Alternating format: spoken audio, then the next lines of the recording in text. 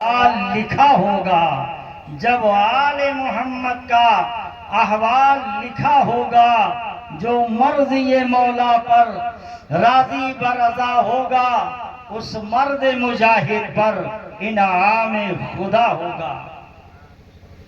درود پاک سنیں، اللہم صلی علی سیدنا و شفیعنا و مولانا محمد معدن الجود والکرم مبارک وسلم۔ صلاة و سلام علیکہ یا رسول اللہ، صلاة و سلام علیکہ یا حبیب اللہ۔ حضرات، اللہ تبارک و تعالیٰ نے ارشاد فرمایا، جو میرے راستے میں قتل کیے جائیں انہیں مردہ گمان بھی نہ کرو، مردہ گمان بھی نہ کرو، بلکہ وہ زندہ ہے۔ رندہ ربہم یرزقون، اپنے رب کے پاس سے وہ رزق پاتے ہیں۔ تو حضرات،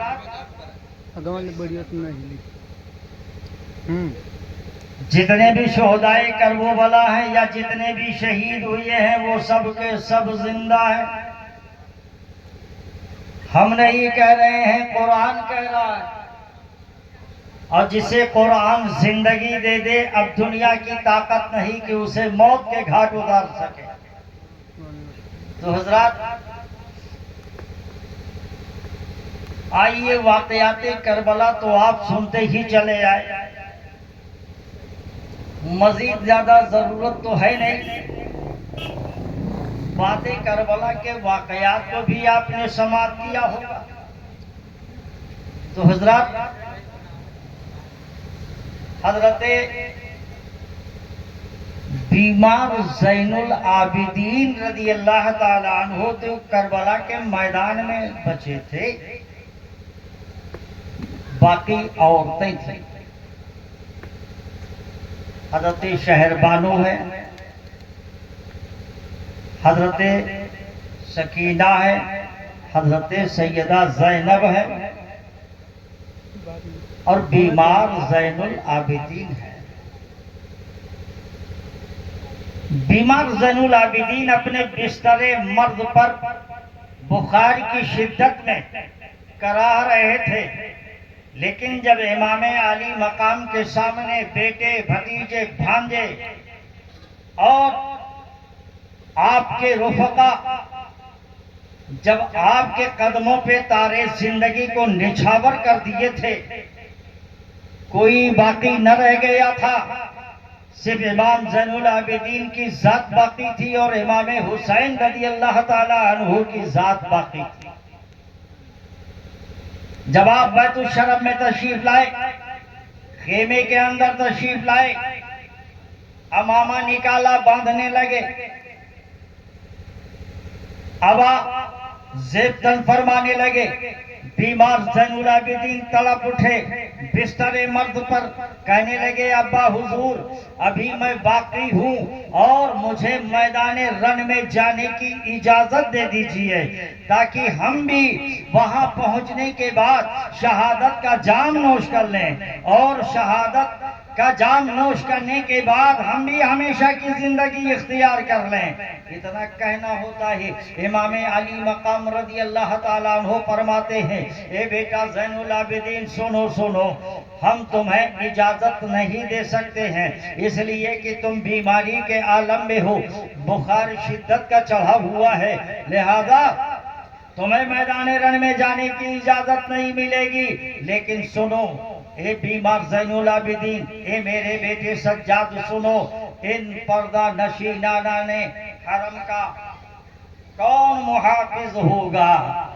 تم ان کے محافظ بنو گے، اور ایک بات اور بھی ہے کہ تمہاری بھی نسل سے سادات کی نسل چلے گی۔ سبحان اللہ، سادات کی نسل چلے گی، آل رسول کی نسل چلے گی۔ آج دنیا کے اندر جتنے بھی سادات کرام موجود ہیں، سب کے سب امام زین العابدین رضی اللہ تعالیٰ عنہ کے ہی نسل پاک سے۔ تو حضرات، غریبوں کی شام آئی تھی،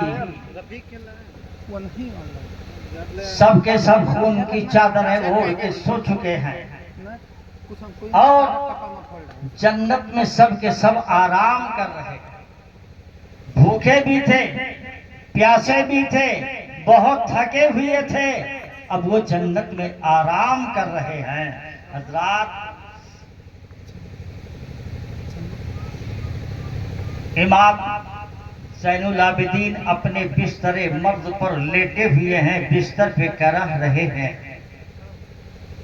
غریبوں کی شام آ گئی ہے، عصر کا ٹائم ہو گیا ہے، سب کے سب پانی کا ایک قطرہ نہیں، تیمم سے نماز عصر ادا ہو رہی ہے۔ کربلا کے میدان میں خیمہ حسین میں عصر کی نماز ادا ہو رہی ہے۔ کچھ مردود چلے آ رہے ہیں شمر کی معیت میں، اور آنے کے بعد پہنچ رہے ہیں خیمہ حسین میں، بے دھڑک گھستے چلے جا رہے ہیں۔ انہیں اہل بیت کی قدر نہیں معلوم تھی۔ اہل بیت تو وہ اہل بیت ہیں کہ بے اجازت جن کے گھر جبرائیل بھی آتے نہیں، اور قدر والے جانتے ہیں قدر و شان اہل بیت۔ یہ شمر مردود کے ساتھ میں کچھ یزیدی چلے آ رہے ہیں، اور آنے کے بعد خیمہ حسین میں گھس جاتے ہیں، اور کیا سوچتے ہیں کہ خیمہ حسین سے کافی مال و متاع ملے گا، لیکن وہاں تو اللہ ہی اللہ کا ذکر ہو رہا تھا، وہاں مصلی نظر آ رہا تھا، وہاں تسبیح نظر آ رہی تھی، اور وہ لالچی جتنے تھے، وہ دولت کے حریص جو تھے، وہ سمجھ کے چلے تھے کہ حسین کے گھرانے سے بہت مال و متاع ملے گا، لیکن وہاں کچھ نہ ملا۔ تو اب ان لوگوں نے کیا کام شروع کر دیا کہ چادروں کو گھسیٹنا شروع کر دیا، اور ان بیویوں کے سروں سے روپٹوں کو چھیننا شروع کر دیا۔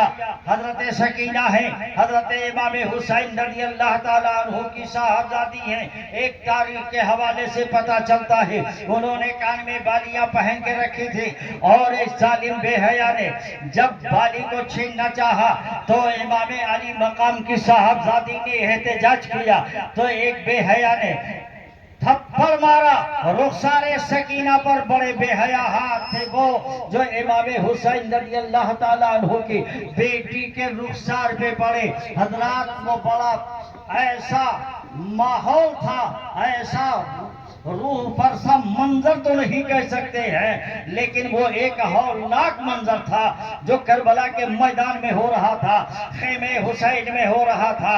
ان بے دینوں نے، ملعینوں نے اس پر بس نہ کیا، خیمہ حسین میں آگ لگا دی، آگ جل رہی ہے، اور خیمہ حسین جل رہا ہے۔ اسی لیے تو ماہر القادری نے لکھا تھا، جو مرضی مولا پر راضی برضا ہوگا، اس مرد مجاہد پر انعام خدا ہوگا۔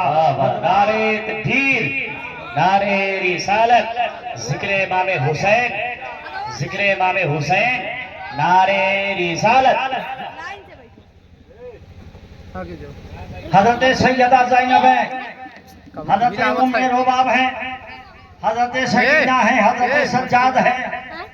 خیمہ جل رہا ہے، سب کچھ جل گیا ہے، مگر یہ اپنی بے بسی پر ہی آنسو بہا رہے ہیں۔